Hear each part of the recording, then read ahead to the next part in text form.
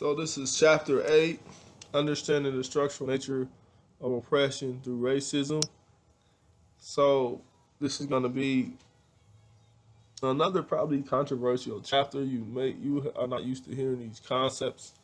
So at the outset, it's going to be offensive to you. I do want to say if you're not doing the readings, you will remain in your own thoughts. You will remain in your own opinions. This class is not opinion based. It is based on literature and research that we've been studying. That's why I signed in a textbook. This class is not about you coming in being right to defend your liberal ideas, or you being right to come and defend your conservative ideas that you've heard on Facebook, or that you heard some media pundit or Fox News or somebody put out there, or Tommy Lauren. It's not about, if your idea of studying this kind of thing is to win an argument, you're immature and you are not intellectually there yet. The true scholar, the true intellectual is one that is open-minded to knowledge and open-minded to learn new knowledge. If you're here to just defend your arguments, you're going to miss the whole point. If you're here to prove me quote unquote wrong, then you don't understand the nature of knowledge, because knowledge is not about right and wrong. We don't learn these things so we can win an argument and be quote unquote smarter than somebody else. True intelligent people, knowledge is a lifelong study. So as we study these concepts, I want you to be open-minded. I want you to do the readings, at least do the readings. You may not always agree, but at least be intelligent about it. Okay. All right, I'll stop. But I'm endeavored to keep this one a little bit shorter. Understanding the structural nature of oppression. So this quote I like to start off with from the text. I was really lucky. I grew up in a good neighborhood and went to good schools. There were no problems with racism. I didn't learn anything negative about different races. My family taught me that everyone is really equal. It's a common phrase said often by middle class, middle upper class, or rural European Americans. Unpacking this quote is important for this conversation. If you've never been around African Americans, how can you know that there was not racism? If you grew up around all people that look like you, then you learn a great deal about race. You learn a great deal about the type of people that you don't know, and you learn through television when you see individuals, black people viewed as thug and comic relief. That's your perception of African Americans or Hispanics, and you never got a chance to meet them. And so you most likely do have some racist attitudes, and that's okay, because we can. It's not okay, but it's okay to acknowledge that so that we can move forward. Just like I had many sexist attitudes when I was in college, and through reading and just trying to be a better person, I can overcome that. But we have prejudices that we must overcome. Okay. Race, each of the major divisions of humankind, having distinct physical characteristics. That's race. How we divide ourselves. Distinct physical characteristics. Color of our skin. Race is a deeply social political system whose boundaries shift and adapt over time. So, for example, Irish used to be considered a race, but now it got blended right into whiteness. So European American was how I would term it. So it changes. So even though race is a social construct, it's still a factor. We can't say sort of why are we still talking about race? It doesn't exist anyway. It's a social construct. Well, a social construct makes it really, really strong. There's no biological difference in terms of white folks being more intelligent or black folks being better at sports. There's not really a biological DNA strand that makes us smarter or what have you as a race. But at the same time, the way people of color are treated every single day makes it still a thing. And you might say, well, I don't see it because you're not a person of color often, and you're not going to experience it. So it's not really fair to say, well, I don't experience it, so I'm not going to care about it. No, we're all Americans, and we have to care about it. Humans are among one of the most genetically similar species on Earth, regardless of physical features. Race factors and more more than physical features such as cultural background, language, and history, all factor in with race. What do we value as different races? That's what makes it different. Some people value music, some people value sports, some cultures value academics. So it's cultural. So academics are encouraged, athletics are encouraged. That's what I mean by cultural. Race can impact us in many ways. Some examples of this will be where we're likely to live. And so you had the notion of white flight. A lot of European Americans left the suburbs because of subsidized housing in certain parts of the country, certain parts of this state. A lot of the people of color got subsidized housing and they were able to move into quote unquote nicer neighborhoods to apartments and things like that. And then in turn, the white folks left and went back downtown. So it's white flight. So people tend to, when you think about a black neighborhood, people tend to not want to move there because they think it's dangerous. That's not always the case. There's a black suburb that's close to my house, but it's based on stereotypes, it's fear. What schools we attend, what level we're likely to complete. So this is interesting because most of the school shootings have been at suburban white schools or rural white schools. Very few that I don't even know any off the top of my head as the shooter being a black person that has gone in and killed multiple people, 20 people. You know, like Sandy Hook, one of the worst, was not a black person or Hispanic person. It was not one of those bad schools that we think, quote unquote, bad schools. So most of the major gun violence happens at the white suburbs. And so where's the stigma coming from that black schools are more dangerous? I mean, there of course are some factors, you know, that's where the criminal element tend to hang out. But the biggest criminals are the ones that the Procter & Gamble execs, for example, that come and buy the drugs from the 16-year-old drug dealer. But the 16-year-old drug dealer always gets the bad name because he's black or Hispanic. All right. Who we build friendships and relationships with has to do with how race impacts us. What careers we have. Race depends on our race. Race models our entire life and some challenges we face in life. So, for example, I said this last time, I'm the only African American in my department currently. So that, if you haven't experienced that, it can be lonely. It's a form of oppression in which one racial group dominates over others. People of color experience racism in many ways, from harsh words in public and private settings to discrimination in the workplace. Like in my case, the opportunities available such as schooling and living conditions. People of color are at a disadvantage to white people as a whole. I want you to consider this, okay? I know it makes you uncomfortable. I know you say, why do we keep having to talk about race? Why is it always about race? It's easy for you to say that when it does not affect you. When you go home, you can go to just about any store and see majority of people that look like you. You can turn on television and see majority of people that look like you, etc. and so forth. So I want you to think about that in terms of race. Key challenges to understanding race.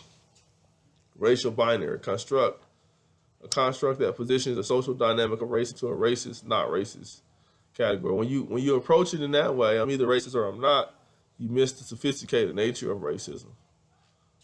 So racist, when we think of a racist, we think you're ignorant, prejudiced, mean-spirited, most likely Southern. That's our limited understanding of the races. They're burning crosses. They speak with a thick rural accent. Not racist. You're a nice person, well-intentioned, open-minded, progressive. I don't have a prejudiced bone in my body. Most view it with the question of which side do you fall on. This is a common barrier to understanding racism. If you view it like that, then you have a misunderstanding of the sophisticated nature of racism. For example, there is implicit bias or a microaggression. So it's the type of racism that is subtle in our thinking. So, for example, when an African American kid walks into the classroom, we assume that he's not smart and he's not going to do well in the class. When a black girl walks in the classroom, we think, oh, she's going to be angry, she's going to be edgy, and she's going to be hard to get along with. Those are stereotypes. I'm married to an African American woman. She's the sweetest pie. She does not have an attitude. She will not cut you. She's not quote unquote ghetto, which I hate that word, by the way. It's another word for the N word sometimes. I have a lot of sisters. They're sweethearts, and they are not volatile. See, television perpetuates that idea, the cookie lion from Empire type of caricature. We can't think of racism as either or. We have to look at it as more complex. Degrees of racism, okay?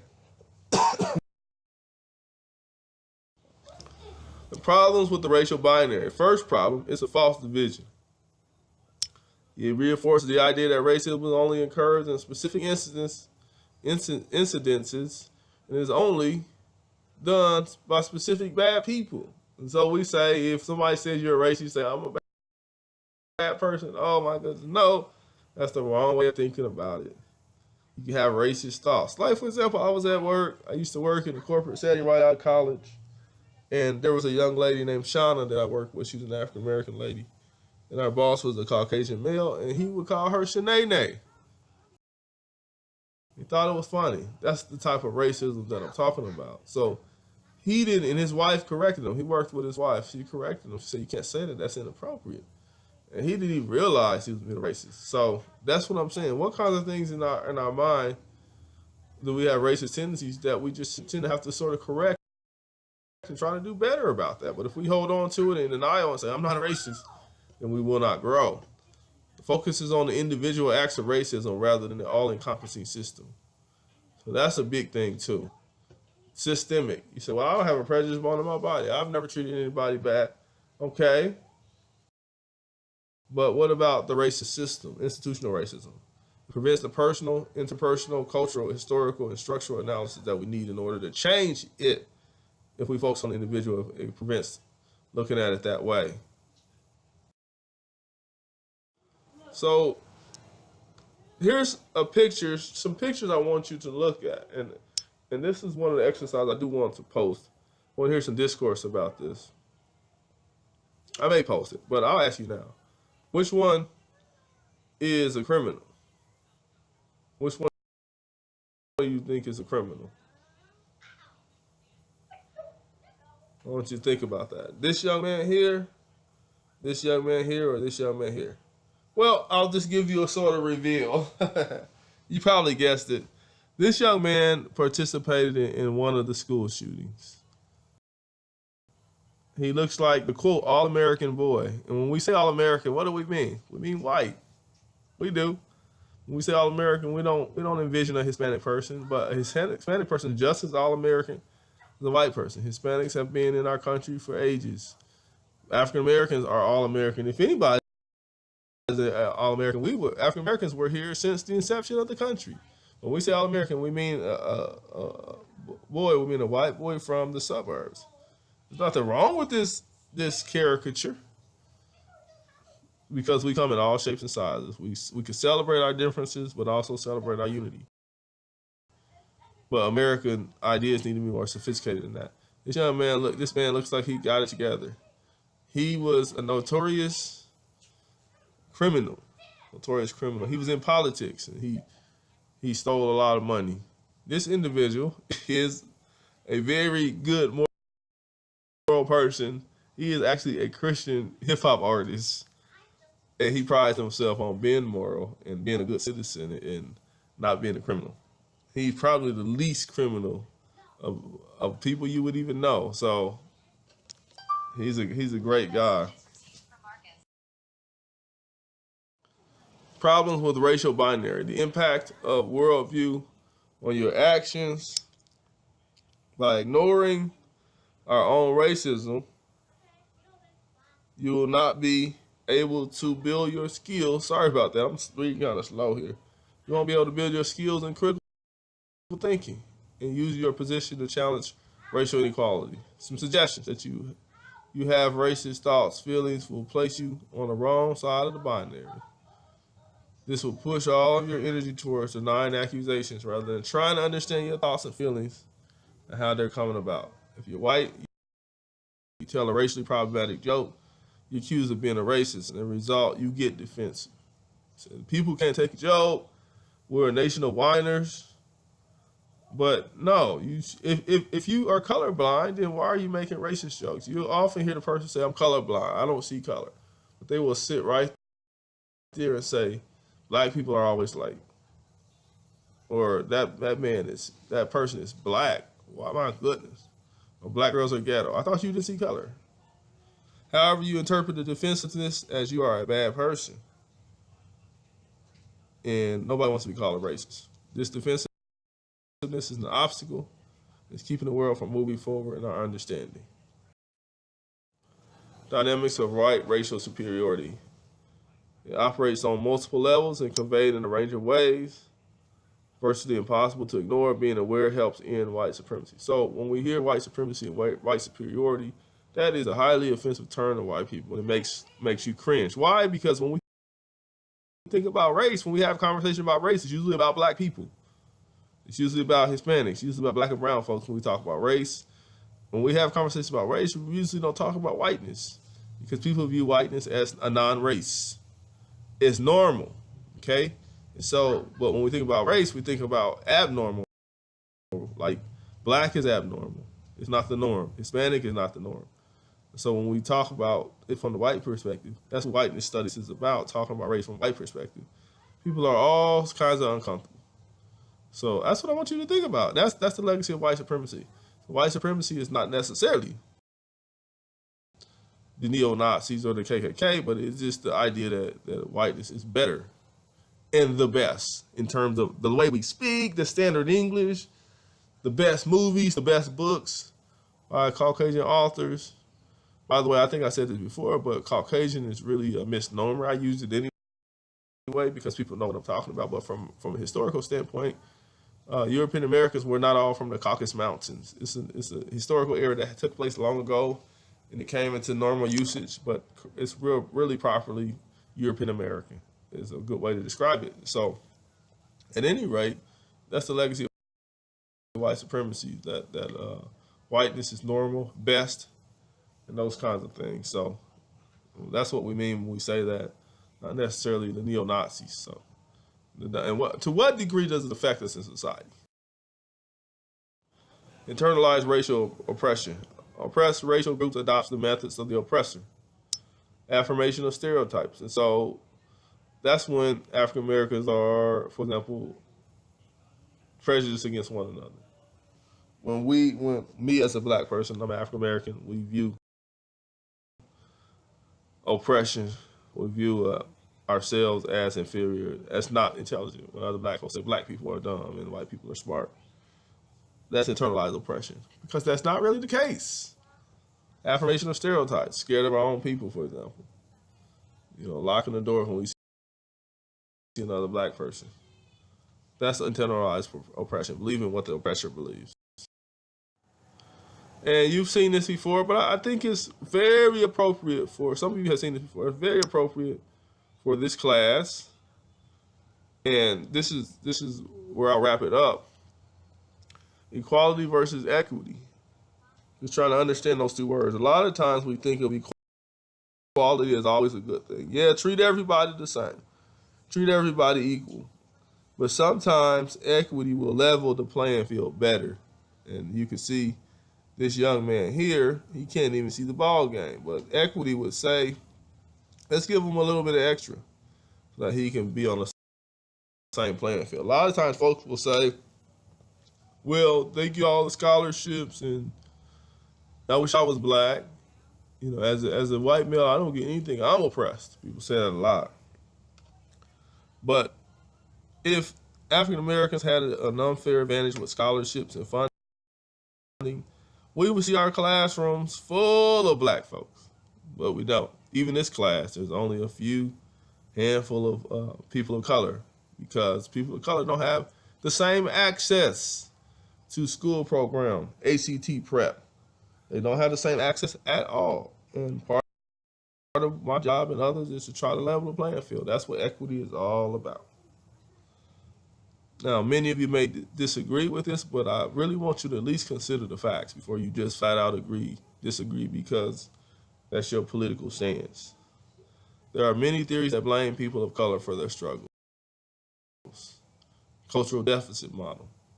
When in actuality, the oppression that we have kept in place has put people where they are today. We keep oppression in place, and we make excuses for it. Oppressed people are now picking our fruit, cleaning our homes, hotels and workplaces, and we feel like they're there because they deserved it. They didn't work as hard as me. Well, no, that's not fair, because like Donald Trump was saying that he started out with, well, statistics came out, he started out with with $1 million or $2 million. The Obama children, let's think about them in terms of social class. They're starting out ahead of the game. And so people that come in with privilege, you have some privileges that you started off with. You can't say that we're on the same playing field. So with oppressed people, we're talking about race here.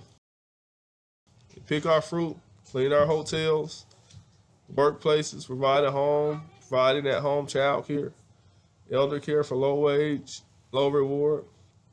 Ignoring our prejudices has led to racism in a more modern way, understanding equality versus equity. And that's all our time today. We will talk to you next time, and hopefully we can get caught up here. Have a good day. Bye. Oh, here I go. I did it again. These are some videos, discussion. I always forget I had this last slide. These are some really, really, really good videos. We're gonna have some discussions about these. What would you do? Bike theft. What would you do? Possible bike theft part 2. How racist are you? Jane Elliott. These are some really good videos that will be insightful. I definitely want you to see them. And then we'll have a discussion about it. Take care. Bye.